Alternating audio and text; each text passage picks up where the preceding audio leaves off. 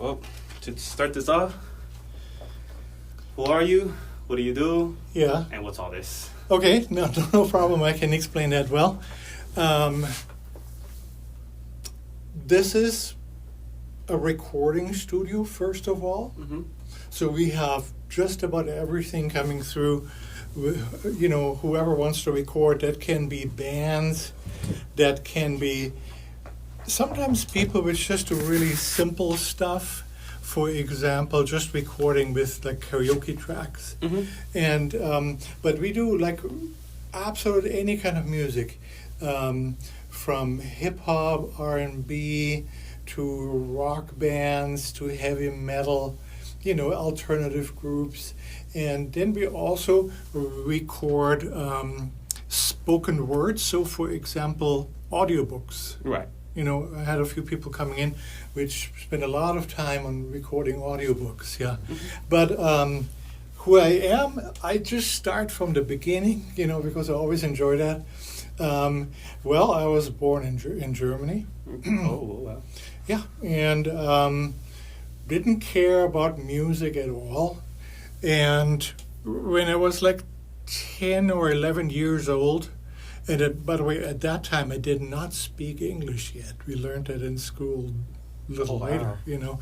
So my mom tells me, well, tonight there's going to be Elvis Presley on television. And I didn't know the name, so I thought it's a woman, you know. Yeah. Elvis, I don't, what do I know? So anyways, so that thing started, and it was that 68 comeback special. And from the first second on, it was so absolutely fascinating for me, because I can say, heard the music I like for the first time.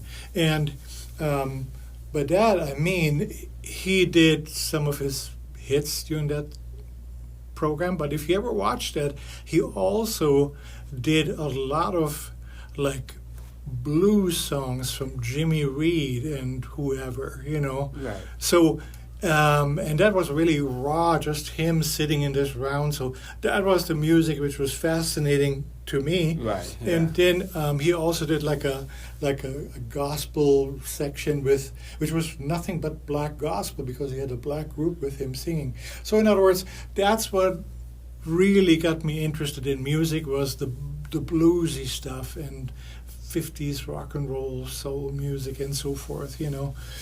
And then for the next Christmas, I wanted to have a guitar. Had to be an electric guitar, of course.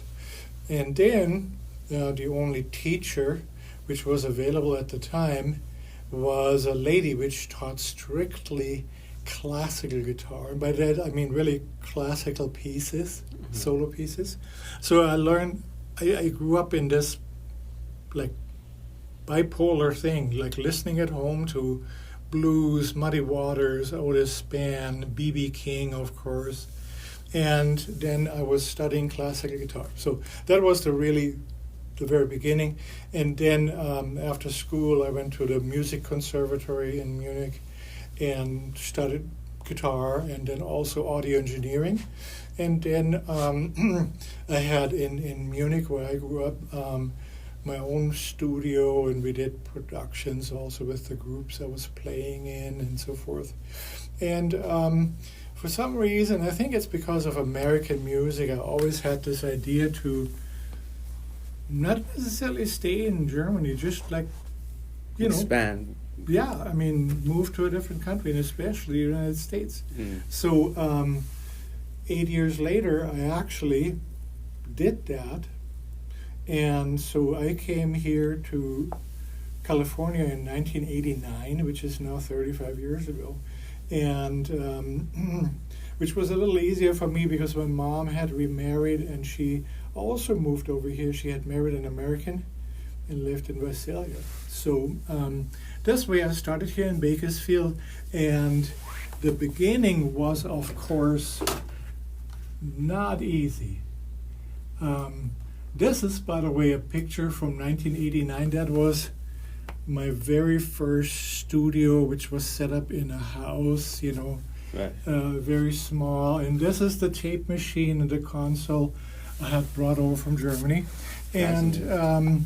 actually, all this equipment I had brought over from Germany. You know, that was shipped. I heard over. Germany had a lot of really good equipment too. Yeah, I mean, Their models and certainly, yeah. I mean, that was back then. You were recording on tape. yeah, You that know, was. the, I what can the, just the imagine. internet did not exist yet, Yeah.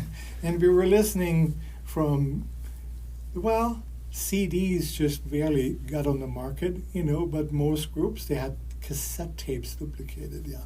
So, anyways, I was first working at Buck Owens to be a board operator at one of those radio stations to keep me afloat because I really didn't make enough money yet to sustain my living. You know. Have you recorded with him before by any chance? Have you ever gotten him to? Corn? Yeah, no, Buck Owens.